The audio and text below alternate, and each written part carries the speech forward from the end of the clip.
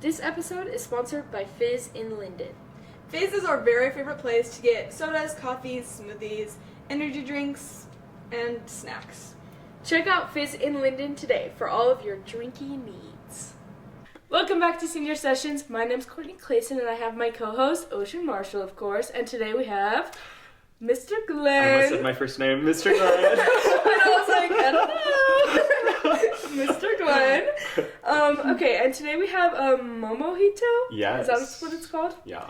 Do you remember what's in it? It's like lime and then like sweetened lime or something, and then the mojito mix. Oh, okay, and cool. it's Sprite. So Yes. Okay, cool. let's try a sip. Very excited. Oh, it's good. Yeah. Oh, that is really good. I like the mintiness Yeah. of it too. That's really good. Yeah. Mhm. Oh yeah. Mm-hmm. Do you guys have a favorite that you've sampled? Oh. Now, who's doing Honestly- the interviewing? I know, I The swear. tables have The turned. teachers are the ones that like They're really always switch it asking up. questions. And we're like, hold on. We're yappers. We're like, They live for the authority. exactly. We love the North Shore. Oh, yeah. Love that one. I really like the strawberries and cream one we Yeah, had one that time. one's good. That sounds really I really nice. like this one though. Yeah. honestly. Yeah. It's very fresh. Really Yes. refreshing. Mhm. Yes. Yeah. Okay, jumping right into it. Okay. The second time when you came here to teach, when and why did you come to Maeser? Yeah, so as a way of, setting the background, setting the stage, I did come to Maeser from 2012 to 2016 as a student, and then I returned in 2024 as a teacher. So this is my first year teaching. I am really enjoying it. And why did I come back? Is that part of the question Yeah. too? I love Maeser. I love it. I have many friends who I've talked to about my high school experience before, and they have talked about how much they hate high school and how Yeah. they don't want to come back, and how they're glad that they've kind of moved on from that. And every single time, I try to be nice and be like, I'm so sorry you had that experience. That sucks. That was not my experience. Like, I loved my experience in high school. Maeser is such a special place. It's such a tight-knit community. I loved the structure of Socratic. I love English, obviously. That's Yeah. over here. But Maeser has such a unique vision, and I love the sense of community that it has. I love the fact that I'm now working with many of the teachers that I had when I was a student. That's so cool. So there's no space like it that I could Yeah. have gone into having graduated with my master's. That's Yeah. so cool. Yeah. Okay, so why did you want to become a teacher? I have loved teaching for a very, very long time. I love the look in the student's eye when they realize something for the very first time. Yeah. Those aha moments are so fun to be a part of. And I'm really passionate about literature in particular. I love history too. Don't get me wrong. I have both sides from Yeah. Socratic. But the ability for books to unlock new worlds for individuals is something that I've resonated with my entire life. And yeah, being able to be a part of a student's journey, not necessarily the one that's guiding them, but the one who is along for the ride. I like that Yeah. idea of kind of like a co-education where I'm there with the students. They prompt thoughts, I prompt thoughts. It's a collaborative effort. And there's something really beautiful about that process for me. Yeah, So that's why for I sure. wanted to be a teacher.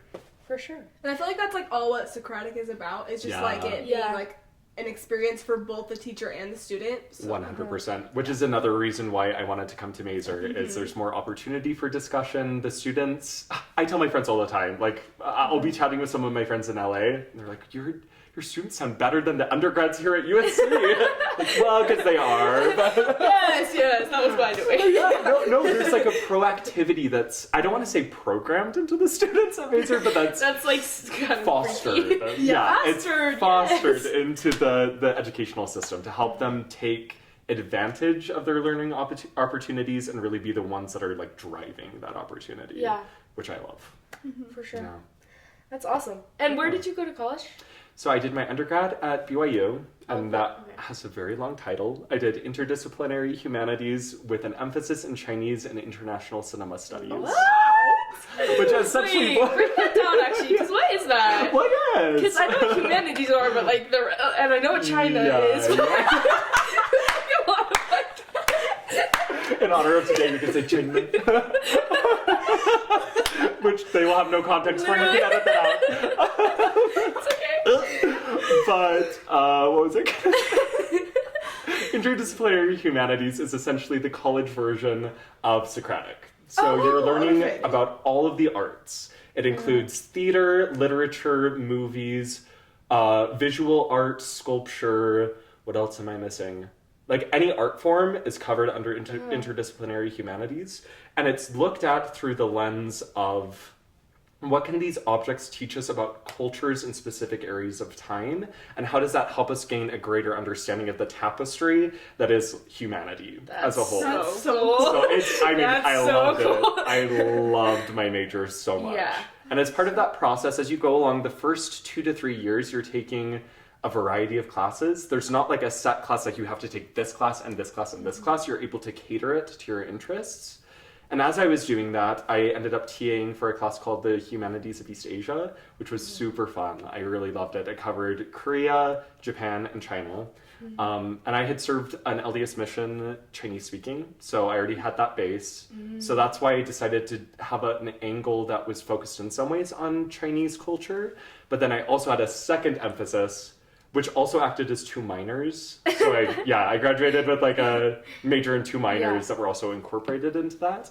And film is another thing that I'm very passionate about, and I'll be doing a winterim. Yeah, too, exciting. which is fun. Yeah, for sure. So that's why I chose those 2 emphases That's with cool. And interdisciplinary then you got your humanities. master's too, right? I did, yeah. So then I went to LA in Southern California, to USC, or the University of Southern California, and there I got a master's in cinema and media studies, Oh, cool. which was really fun. Yeah, so kind of delved a little bit more into the film side of things, but as part of that, there's a lot of theory that we had to go over. There's a lot of philosophy, a lot of history. So a lot of the things that we cover, especially in senior Socratic, I learned about during my master's program, because the history of film parallels U.S. Like the history that we go with Exactly. in 12th. Exactly, especially like 20s onward. Yeah. Before that, like Reconstruction, I did a little bit of studying up on that. Yeah. It was You know what great. it is, Oh, we but- loved it. Yeah. Yeah. But my jam is really like at this point in the semester onwards. Great Gatsby is my baby. I love The Great Gatsby. It's so good. It's so really far. good so far, Like yeah. we're only Yeah. on what, chapter 4? Mhm. Yeah, chapter 4. good. The language is exquisite. Exquisite. Yeah, yeah. Well, yeah, it's the English teacher. Yeah, come on, step up. Yeah. Oh, that's funny. Yeah. Okay, next we asked our Instagram what questions to ask you. Oh no. So the first question was, what was the craziest thing you did as a student at Maeser? I was so vanilla, guys. I was so vanilla. No, you call yourself vanilla. I'm trying to think. You were really like school. Yes, Yeah. yes. Like academics were always like at the forefront. I graduated with a 4.0, which is like, but, yeah. I'm trying to think. There were a couple of fun things we did. I don't know if they would be like edgy Crazy. or not. Hey, they don't need to be edgy. They can just be silly. It's okay. So I've always loved Taylor Swift, and in high school as well. Yes, representing. Yeah. I ran for senior vice president and ended up winning on a platform that was entitled 4, 5, 6, 7, Shake It Off and Vote for Devin, which is my first name. Yeah. It was very fun. And yeah, Taylor helped me win that. Yes, so she did. It was a good time. And you were running in like 2015, right? Yes. So she had Yeah.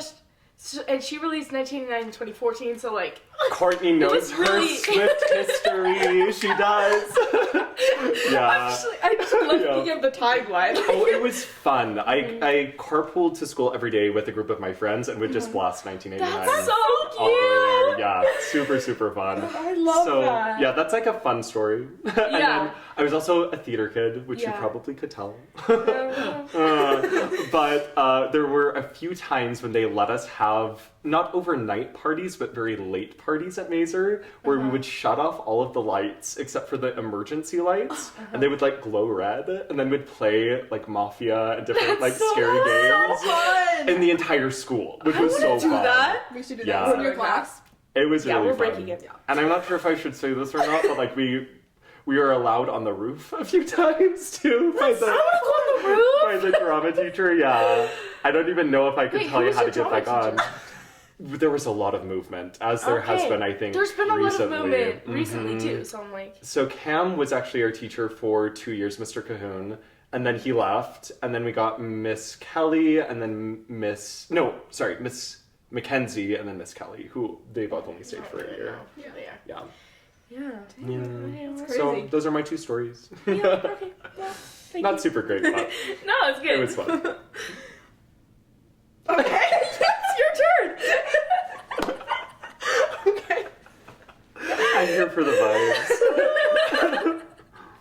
Okay, next person asked, are we cringe? You guys? Like the students. Like the students in general. Students that you teach. Yeah. I feel like it's the other way around. I'm kind of cringe, but I own the cringe.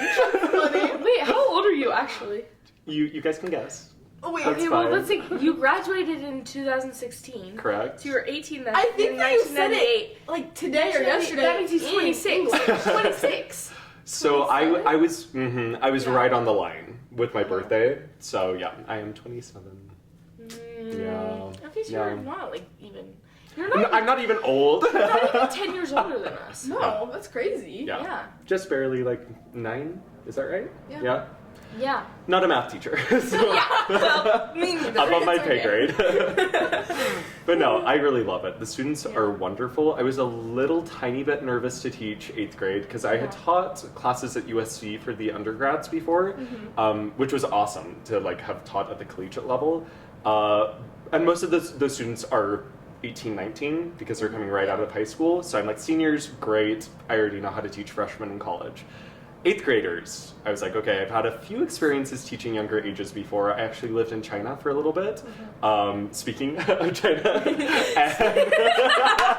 if you know where that is, Please. if you know where that is, and those were like younger age groups, so I felt pretty good about it. But I had a few friends in LA who had taught 8th graders. And they were like, ah. Yeah, Yeah. and one of my friends was like, just be aware that they are very mean. And I was like, oh. So scary. Yeah, so I came in a little nervous to teach 8th grade. My 8th graders have been wonderful. Okay, that's Ocean can tell you. Yeah, She's my I TA. I also have a great Aw. TA, you know. That's so cute. And Ocean they're- fights them off for you. They're awesome. I'm so grateful that I get to teach both 8th grade and 12th grade because I kind of get a range of personalities and energy levels. Yeah. And it's fun that way to kind of see both ends of the spectrum. Yeah, for sure. I think that's really cool. Yeah. Okay. Since you did go to high school here, what's like been the most nostalgic, like weird thing now that you're like a teacher? There's been a lot that's changed. There's also been a lot of things that haven't changed. So physically, in terms of the physical space of Maeser, we used to have carpet in the hallways, which is really weird What? now to like just have hard floors, which is a better, more sanitary Yeah. option. Like those I bet those They were carpets were nasty. ripped, bro. nasty. Yeah. So that was one thing that took a little bit of time to get used to. The whole thing is nostalgic. Like I was in my classroom today right before coming here and I was doing some grading and I looked out the window, kind of in the area where the seminary building is. And I just had this weird sense of deja vu where I'm like, wow, how old am I? Like what year am I in? Literally. Because there's so much that is still the same. Yeah. I think probably the most nostalgic thing for me is being able to teach alongside Mrs. Cannon because I had her both in 8th grade and in 11th grade. So that's she was so my teacher cute. twice. I'm also pretty good friends with many of her children. So it's fun to Aw. kind of get to know her more in a professional space as colleagues. And she's been so much help too. Like her expertise is incredible. She gives me valuable advice all the time. And to be in the same room, like that's where I had senior Socratic too, is so cool that I'm quite literally on the other side of the classroom Yeah. now. Like I was in those seats and now Yeah. I am the one standing up and leading discussions.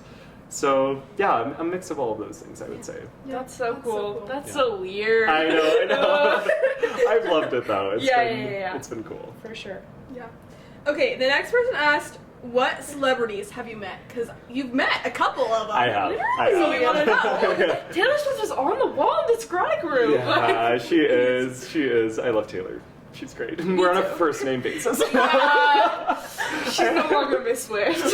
One of my 8th graders came up to me the other day and they're like, so, do you and Taylor like talk frequently? I was like, You should have said yes. yeah, I know, I should have. Like, I'll be yeah. like, well, here, actually, I'm getting a call from her right now.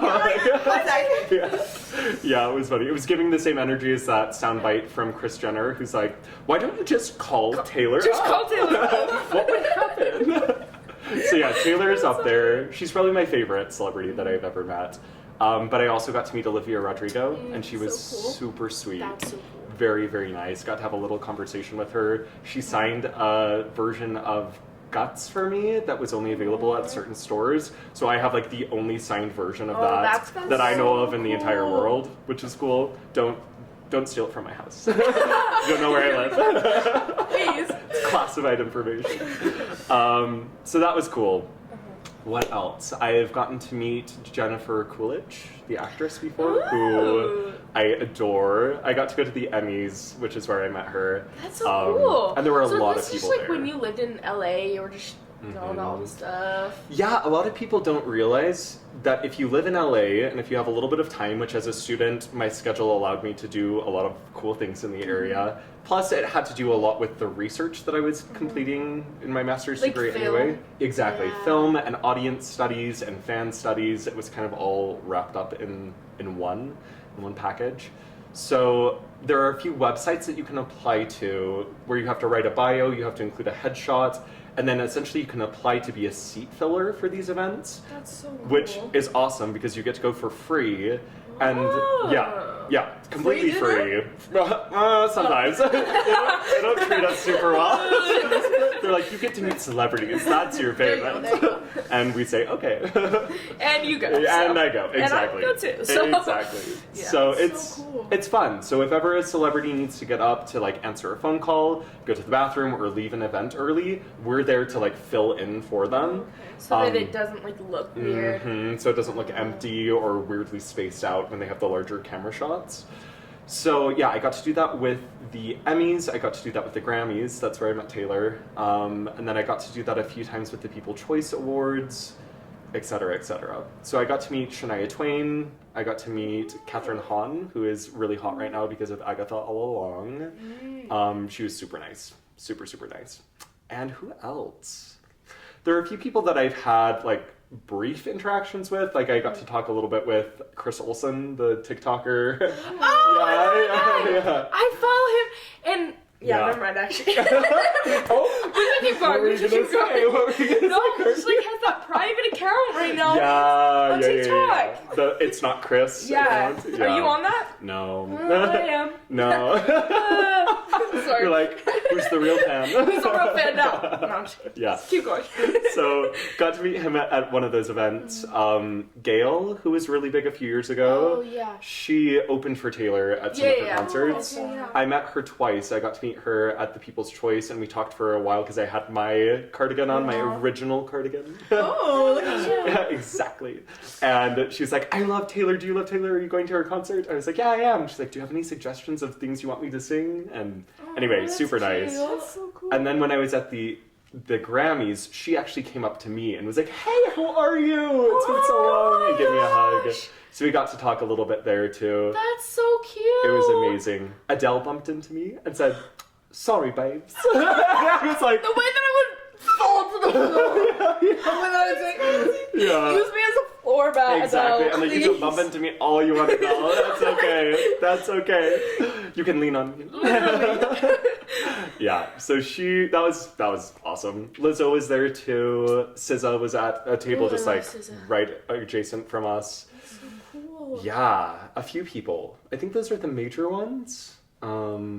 I will think of others later on, Yeah, and I'll be it's- like, why didn't I say them? But yeah, those are the major ones. That's so cool. amazing. Yeah. Oh, I should live in LA. Yeah. Well, it's crazy. People don't realize like you go to a local coffee shop and there's like a famous actor just there drinking their coffee. And You're you're like, like, okay, this is so unserious. Like, Like, you exist in real life. That's cool. they're just chilling, Yeah. like literally. Yeah. There were a few people who went to USC as well that were pretty famous. Really? Yeah, Olivia Rodrigo took a few classes there. I never saw her on campus, but one of my friends dated a guy whose friend was friends with Olivia. What? So I was like, so I know, not the link, but she actually got to go to Olivia's birthday because of that, and like talk to her for a little bit, and she said it was the most surreal experience ever. That's so cool. Did she have like an insane party for her birthday? It was actually pretty low key, Really? which was crazy. Yeah, she said the only other like famous person who was there was Conan Gray. Bro, I love this relationship. I love them. Exactly. So she said it was super chill. People were just kind of like lying around, talking, chatting, eating. That's so cool. Yeah. That's so cool. So yeah, pretty awesome. I have crossed a lot of like my favorite celebrities off my list in the course of like a year, getting to meet a lot of them. That's Manifestation is real. Yes. Gotta manifest Put it. it out there. He was signing up for the seats. Exactly. Get to work. That's Yeah. so cool. Yep. Okay. Going back to your winterim that you're doing this year, because you're really into film. Yes. So, what's your winter? Like, explain your winterim to all those who don't know. Yeah, so it's a winterim that's looking at every facet of film I felt like we could cover in the time that we had. So we'll approach it at first from a historical angle. So we'll look at the history of how the film industry started, how it kind of created a new atmosphere of types in America surrounding film and film production, and really helped expand California as a state because there was so much money pouring into these productions. So we'll approach it from more of a historical angle for the first few days. And after every single day, I have a movie that corresponds to the content we've gone over. That's fun. Yeah, so the first movie we'll do is Singin' in the Rain, which kind of talks about the transition from silent film into talkies, or films that use sound. So yeah, we'll go over the history, then we'll go over some of the theories that can be used to look at film, analyze film, critique film. So that will be more of like the theoretical aspect of the class. Then after that, we're going to move on to talk about like making your own films. So there's going to be a production aspect to it. That's so cool. Honestly, at this point, phones have come so far that you can make a pretty quality film just using your phone. So I'm going to be teaching really practical ways of making like low budget films that look nice. We'll be going over editing techniques, over cinematography, over color grading, a lot of the like formal aspects of what goes into making a film. And then I have a few connections to Sundance, so we'll get to go to a few premieres at Sundance. Ooh. And then hopefully allow students to kind of network if they want to. There are a lot of, there's a lot of great internships that are available through Sundance, and a lot of celebrities and directors and editors and cinematographers come through because it's such a big deal. So to kind of have that outlet for the winterim is a really unique thing. Yeah, that's really cool. That's really cool. Wait, so since you came in to Maeser, like, did you have to put in for your winterim like earlier this year, or did you do it like? Yeah. Like, when did you like put in for it? Yeah, so they typically don't have first year teachers teach winterim. They'll typically assign them as MSI. Oh, okay. But because I was an alum, they're like, you're familiar with the structure, we're happy to let you do it if you want. Cool. And I did really want to do it. That's so cool. So I submitted my first proposal in the summer, and then I had to restructure it a little bit because they wanted to cut down a little bit on the traveling winterims for this year, just because of budgetary restrictions and grants and stuff like that. Yeah. So there were a few winterims that were impacted by that. So originally I wanted to take a group of students to Hollywood, and I had budgeted for it, and it would have been really fun. Cool. And I think that can still be an option in the future, for sure. But for right now, I think that it makes a lot of sense to kind of stay a little bit more local. It lets us also cover film a little bit more broadly, because I would have had to have rushed through some of the historical, theoretical, philosophical critique elements of film. And now we can kind of take more of our time with that. So that'll be good.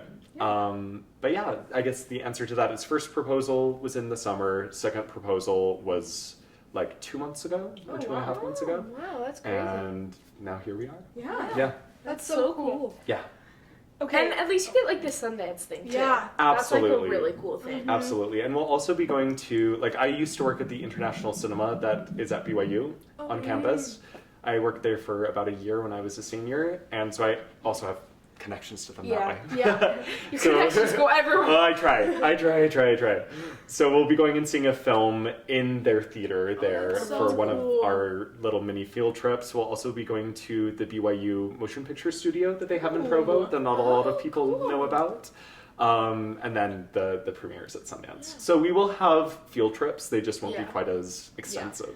Not packing a bag. Yes. Yeah. Not driving 9 hours one way. That's okay. Yeah. We're okay with that. Yeah, I thought that too. I'm like, Yeah. this is fine. This is good. Okay, perfect. Okay, do you have a favorite book? This is cheesy of me to say, but it's The Great Gatsby. Oh, my students will tell you that, and Mrs. Cannon will tell you that too. She was so sweet on Friday. She's like, okay, is there anything else that you want to do for this unit? Because I know this is your favorite book and I don't want to ruin it. And I'm like, you're not going to ruin it. You're like the best teacher. So, no, Great Gatsby, for sure. Yeah. The language that's used is unparalleled. It's the way that I describe it to my students is it's a narrative, but the entire book is also a book of poetry. Like, it's so poetic. It's so well thought out. In the documentary that we had both classes watch last week, they talked a little bit about how many rounds of edits F. Scott Fitzgerald took this book through. And every chapter, its beginning draft to what it looks like now, completely different. The man's mind is insane. The way that he's able to interconnect themes, he's able to kind of weave them together. I will never get sick of reading and rereading The Great Gatsby. They're complicated characters, beautiful images, hard themes. And I think the combination of all three of those things makes it a really good read. Yeah. Do you like the movie of it? Have you It's a seen good it? question. I don't love it as much as the book. Yeah. Yeah, valid. I haven't seen yeah. the movie. I was just like, It is good. I like Yeah? it. I think that they captured the essence of the book really well, but there are a lot of departures from the book too. So Baz Luhrmann is the director who did that one. He's also the one who did Moulin Rouge, and he also did the Elvis movie. So if you okay, connect those gotcha. three movies together, he is like the classic maximalist. Like there's so much going on at the screen at all times, which can be a lot. It can be very overstimulating. And so for The Great Gatsby, I would say he does some scenes really beautifully, and Carey Mulligan, who plays Daisy, is perfectly cast. And honestly, Leonardo DiCaprio does a really good job as Gatsby too. Yeah, really, really good. So casting is excellent, acting is excellent. Sometimes the choices that are made in terms of editing or what's kept and what's not kept, I feel could maybe have been a little bit more refined, but also I have not made movies like Baz Luhrmann has, right? Like, he's famous for a reason. yeah. But I really do like it a lot. Yeah. I think that it captures the essence of what the book is. The characters are really well defined. The music is really fun. And I was just talking to my class about this today.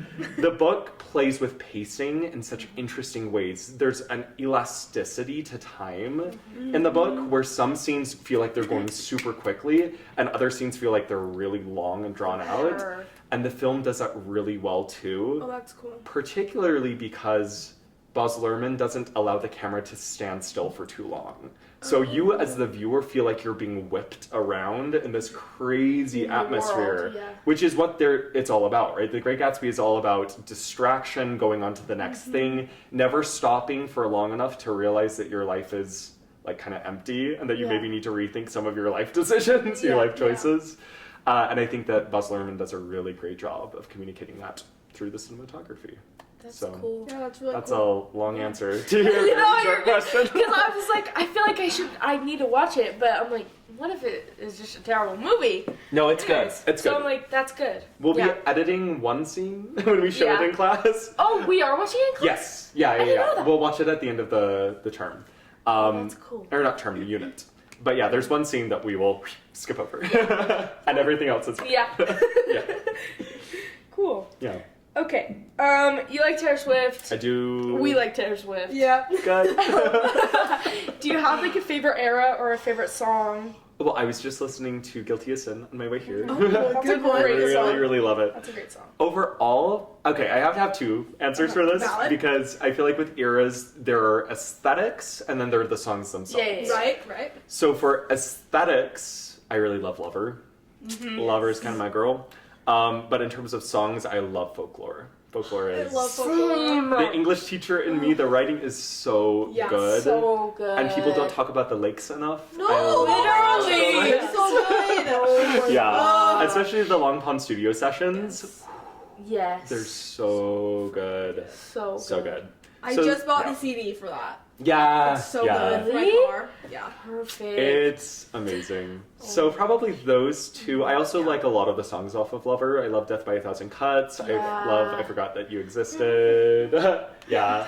I Think He Knows is also one that is not talked enough about. About enough. I really like False God off of Lover. That's like my favorite song on Lover. I like the jazz vibes. Yeah. It's very different.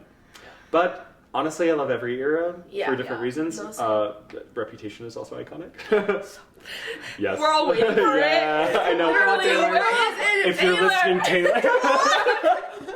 Reputation TV, please. It's out by the time we release this. I know. That would be great. There are some people who are thinking it might be New Year's Day that it's released, Oh, which would be very that'd be cute. real. Which would be very fun. That would be cute. But yeah, those Vault tracks are gonna go hard. They're gonna be so insane. They're gonna be I good. already So know it. excited. Can I ask you guys what your favorite eras are? Oh. Is that okay? My favorite album is probably Folklore, actually. Yeah, good taste. Favorite Good taste. era? Oh, So hard. Yeah. maybe? I feel like Midnight's has a special place in my heart because, like, Yeah. that's one of the only ones where I was, like, really... Because I've liked Taylor Swift my whole life, but I was, like, so, like, young, kind of, where, like, this is the first time that I, like, really was, like, following the process of her releasing the track titles, and, like, that was really fun. But also... I like 1989 a lot. 1989 is famous for a reason, yeah, right? it is. She is that girl. I don't know, what about you? I love Evermore. Yeah. So good. My favorite album. Yeah. It's so good. It's so Tolerated. underrated. So good. Kill Perfection. me. So freaking good. We could Yeah. talk about Taylor Swift all day. Literally all day. We actually could. Yeah, no, it is good. No. I was like, give me your favorite track from each. But that would take too much Oh, time, I'm sure. Unless you want to. I mean, we might have to do that off camera Okay. because it's Deal. gonna take too long. Deal. Yeah. Okay. Do you have a crazy Maeser story from while you've been teaching? Oh. Like the past 4 months. I don't know. Yeah, I'm trying to think. Well, the 8th graders can just be so super random. Like today was a little You have chaotic. a lot of like goofy stories. Yeah, well, they'll just tell me things. Like I had a 8th grader. I'm not sure if you were there or not, Ocean, but there was an 8th grader who was like, on Halloween, I broke into an abandoned house and explored it, and I said, should you be telling me that? Like, I feel like I'm an authority figure. Like you should probably be scared of me. yeah, exactly. I was like, maybe keep that to yourself. I don't want to deal with it. Please. But I'm trying to think. Oh, that was crazy. The other day, this is kind of tea. We were in our class and we heard a scream and like the loudest thump in the entire world. And all of us just like stopped. It was while they were doing their journals, so it was dead silent anyway. Apparently there was a student in the classroom over who had like a huge like breakdown and had like started screaming and like throwing their desk. So I wasn't there for that. But all of my students were like looking out into the hallway. And like we're all those memes of the people being like me as not a nosy neighbor, and it's people like vacuuming their grass. That's so good. They're like typing in the hallway. Exactly. I had one student who was like, maybe we have class today in the hallway. I need to get something Constantly for my trying to get us to move today. They were like, we should go outside. I was like, not in this. That's so valid. No. What? I was like, And no, all go with us. I was temperatures. like, bro, Why are what? you guys volunteering me? They're like, Ocean likes it. Like, well, I don't. Please, I'm cold. Yeah. Oh Yeah. my gosh, that's so funny. So not necessarily crazy experience, but just funny They're things silly. that they say. Yeah. Yep. For sure. Oh, wait. Last one. Yeah, Last one. yeah. This was savage. Okay, two things. When I dyed my hair, or when I bleached my hair originally, I had one 8th grader who came up to me and said, was that a dare? I think you told me that actually. That's so funny. That is crazy. And then I This would like cry. You have to be like, no. I love it. I love the honesty. Yep. I had another, this is actually a senior, I had a senior come up to me and say, "What did you do?" Oh, no! Not their name. Did you get that? No! Can't tell me afterwards. Tell me afterwards. Okay. I'm like laughing too hard. I love this student, by the way. That's so funny. Anyway, so those are my funny interactions. Oh, that's hilarious. Yeah. Okay, who is a teacher that you look up to? Mrs. Cannon, obviously, huge fan of Mrs. Cannon. Mrs. Frampton and Mrs. Martinez, whose shoes I am filling. Mm-hmm. They were instrumental in helping me kind of connect to English, be able to expand my poetry, especially. Huge fan of poetry, and that's continued throughout my time since I was a senior to being a teacher now at Maeser. Love of poetry has remained a constant. Mr. Dowdle as well.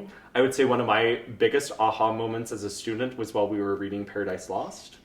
And there was a section we were reading that was really frustrating to me because I was not understanding what was going on. The language was really hard. And I just kind of took a moment to myself to be like, okay, he's having us read this for a reason. Find the reason. And I took a little break, came back to it, and it was like a completely different book. It opened itself up to me in some really beautiful ways. I ended up like crying, like having like the most cathartic experience with the reading we had done that night. And honestly, it was like there was something in my brain that kind of had like flipped. There was a light that had been ignited. And that's driven me to be a Socratic teacher to this day. That's so cool. I used to always joke around with him that I was going to come for his job. And now here you are. And here I am, not with his job, but I always tell people I would rather... Getting closer. Exactly. Well, I always say I would rather, or I would like to teach either 10th grade Socratic or 12th grade Socratic. Now that I'm here, 12th grade Socratic is where it's at. I'm very happy with that. Yeah. And he's very happy with that too, because he gets to do this job. That's what you said. He's like, when I saw your name on the roll for this year, like, I was like, have I been let go? That's so funny. Like, he doesn't even know it. Yeah. That's so like, funny. Here I am. But no, I love the curriculum for 12th grade Socratic. It's amazing. Amazing, amazing. And I would not have survived Paradise Lost without a Dowdle. Like, yep. I also love his doodles that he'll do in class too. Sure. I think it's such a unique way to engage students and to use his amazing artistic abilities. So, yeah, sorry, that was a lot of teachers. But in summary, Dowdle, Cannon, Martinez, and Frampton. Yeah, for sure. Among many others. Yeah. Many others. For sure. Yeah. Oh, cool. Okay. What's the number one lesson you've learned? While being a teacher. It's so funny because you've been here for like 5 minutes. Yeah, well, yes. Because like all the other teachers have been here for like 80 years, I swear. Yeah, I'm the baby teacher. Yeah. Let's see. I tend to be a bit of a perfectionist. Even as a student, I was that way. And I want to give feedback on like all of my students' work. It's just not doable. I love the teaching side of teaching. The grading side is more of a challenge. And I think as I've tried to come to terms with the fact that I can't leave incredibly detailed feedback on every single piece of homework that the students turn in, I've been able to prioritize what's the most important ones to leave feedback on are. And honestly, just the importance of individual connection too. Meeting with students one-on-one, asking if they have questions. Huge fan of Advisory Fridays. Those weren't a thing when I was a student. And I think that they're an awesome opportunity to help students kind of get used to the idea of office hours at the collegiate level. Like if you need to go in and talk to your professor, they have office hours, you go in and meet with them, but it's up to you to kind of be the one to initiate that. I feel like there's this similar philosophy with Advisory Fridays. So connection is a big one. Prioritization is another big one. Knowing that there's so much that we're expected to cover. Like, how can we cover from the Reconstruction all the way through contemporary issues, right? That's a lot. And by necessity, there are going to be some things that we cover more in depth than others, and that's okay. Like, it's okay to know that that's going to happen. So I would say those are 3 big lessons that I've learned thus far. That's very cool. That's so cool. Yeah. Okay, perfect. That's all we have for today. Thanks for coming on. We love talking to you. And we'll see you guys next time on Senior Sessions. Thanks for listening to this episode of Senior Sessions. Remember to get your favorite drink at Fizz in Linden today.